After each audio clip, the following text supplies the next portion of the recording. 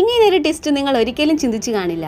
വീട്ടിൽ ഒറ്റയ്ക്ക് താമസിക്കുന്ന ഒരു സ്ത്രീ ന്യൂസിൽ ഒരു സീരിയൽ കില്ലർ ഒറ്റയ്ക്ക് തനിച്ച് താമസിക്കുന്ന സ്ത്രീകളെ ടാർഗറ്റ് ചെയ്ത് കൊല്ലുന്നു, അതിനാൽ ഒറ്റയ്ക്ക് താമസിക്കുന്ന സ്ത്രീകളെല്ലാം സേഫ് ആയിരിക്കണമെന്ന് പറയുന്നു.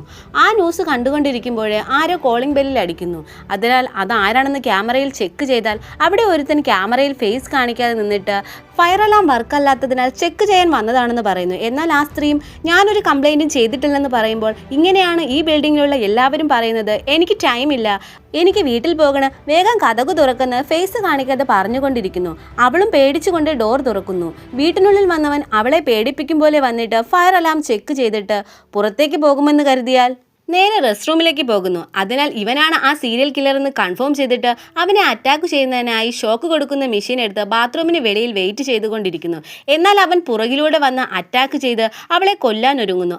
അപ്പോൾ അവൻ്റെ കാല് ഓട്ടോമാറ്റിക് ക്ലീനറിൽ വയ്ക്കുന്നതിനാൽ തെന്നി വീഴുന്നു. അപ്പോൾ ആ ന്യൂസിൽ ഇതുവരെയും കൊല ചെയ്ത് നടന്നത് ഒരു ആണല്ല പെണ്ണാണെന്ന് പറയുന്നു. ആ സീരിയൽ കില്ലർ വേറെ ആരുമല്ല, ഈ സ്ത്രീ തന്നെയാണ്.